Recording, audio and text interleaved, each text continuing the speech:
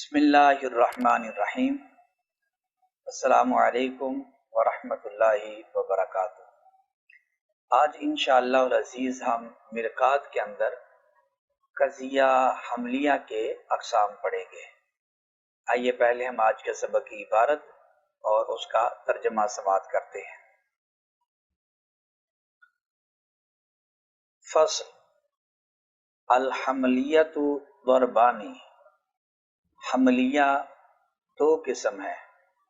موجبۃ وہی التی حکم فیہا بثبوت شیء لشیء، ایک قسم موجبہ ہے اور یہ وہ قضیہ حملیہ ہے کہ جس کے اندر ایک شے کے دوسری شے کے لیے ثبوت کا حکم کیا گیا ہو۔ وسالبۃ، اور دوسرا قسم سالبہ ہے، وہی التی حکم فیہا بنفی شیء عن شیء، اور یہ وہ قضیہ ہے کہ جس کے اندر ایک شے کی دوسری شے سے نفی کا حکم کیا گیا ہو۔ نحو الانسان حیوان، جیسے الانسان حیوان، یعنی حیوان کا ثبوت ہے انسان کے لیے۔ والانسان لیس بفرس، اور فرس کی انسان سے سلب ہے۔ یہ تھا ہمارا آج کے سبق کی عبارت اور اس کا ترجمہ۔ آئیے اب ہم اس عبارت کی وضاحت سمجھتے ہیں۔ تو سب سے پہلے آج کے سبق کا ما قبل کے ساتھ ربط۔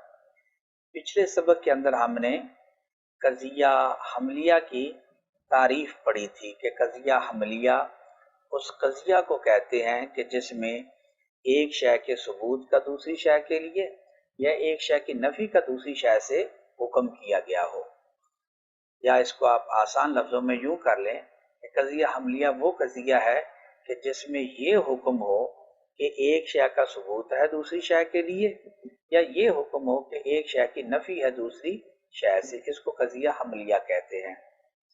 تو جس طرح کے قاعدہ ہوتا ہے، پہلے شے کی تعریف ہوتی ہے پھر شے کی تقسیم ہوتی ہے، تو قضیہ حملیہ کی پیچھے تعریف آ گئی۔ اب اس فصل کے اندر مصنف قضیہ حملیہ کی تقسیم کرتے ہیں۔ تو قضیہ حملیہ کے دو قسم بیان کیے، نمبر ایک موجبہ اور نمبر دو سالبہ۔ وجہ اثر یہ ہے کہ قضیہ حملیہ دو حال سے خالی نہیں ہوگا۔ دیکھیں گے کہ ہم قضیہ حملیہ کے اندر ایک شے کے ثبوت کا حکم ہے دوسری شے کے لیے یا ایک شے کی نفی کا حکم ہے دوسری شے سے۔ اگر ایک شے کے ثبوت کا حکم ہو دوسری شے کے لیے، اس کو کہتے ہیں قضیہ حملیہ موجبہ، اور اگر ایک شے کی نفی کا سلب کا حکم ہو دوسری شے سے، اس کو کہتے ہیں قضیہ حملیہ سالبہ۔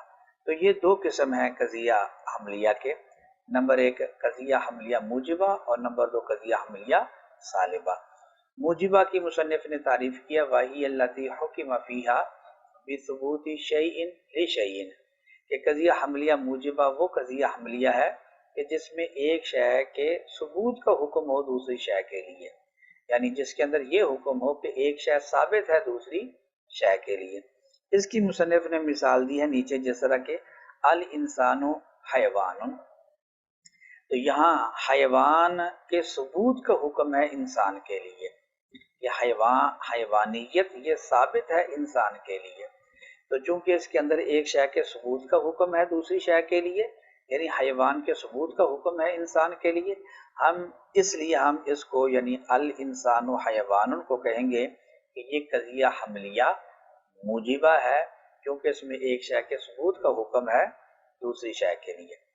اور اگر دوسرا ہے قضیہ سالبہ، اس کی تعریف کی ہے، وہی التی حکم فیہا بنفی شیء عن شیء، کہ قضیہ حملیہ سالبہ وہ قضیہ ہے کہ جس کے اندر یہ حکم ہو کہ ایک شے کی نفی ہے دوسری شے سے، تو ایسے قضیہ حملیہ کو قضیہ حملیہ سالبہ کہتے ہیں۔ اس کی مثال دی الانسان لیس بفرس، اس کا ہم معنی کریں گے کہ فرس کی سلب ہے انسان سے۔ تو یہاں آپ دیکھ رہے ہیں کہ ایک شے کی سلب ہے دوسری شے سے، ایک شے کی نفی ہے دوسری شے سے، تو ایسا قضیہ حملیہ کے جس کے اندر ایک شے کی نفی کا حکم ہو دوسری شے سے، ایسے قضیہ حملیہ کو قضیہ حملیہ سالبہ کہتے ہیں۔ لہذا الانسان لیس بفرس، یہ قضیہ حملیہ سالبہ ہوگا۔ تو یہ تھا ہمارا آج کا سبق، جس کے اندر ہم نے قضیہ حملیہ کے دو قسم پڑھے، قضیہ حملیہ موجبہ اور قضیہ حملیہ سالبہ۔ اب آخر میں ہم آج کے سبق کا ترجمہ ایک دفعہ پھر دیکھ لیتے ہیں۔ فصل الحملیۃ ضربانی، حملیہ دو قسم ہے، موجبۃ، نمبر ایک موجبہ، وہی التی حکم فیہا بثبوت شیء لشیء، اور یہ وہ قضیہ حملیہ ہے کہ جس کے اندر ایک شے کے ثبوت کا حکم کیا گیا ہو دوسری شے کے لیے۔ وہ سالبۃ، اور دوسرا قسم سالبہ ہے، وہی التی حکم فیہا بنفی شیء عن شیء، اور یہ وہ قضیہ ہے کہ جس کے اندر ایک شے کی نفی کا حکم ہو دوسری شے سے۔ اب ان دونوں کی مثالیں دیتے ہیں۔ نحو الانسان حیوان، حیوان کا ثبوت ہے انسان کے لیے، یہ قضیہ حملیہ موجبہ کی مثال ہے۔ اور والانسان لیس بفرس، فرس کی سلب ہے انسان سے، یہ قضیہ حملیہ سالبہ کی مثال ہے۔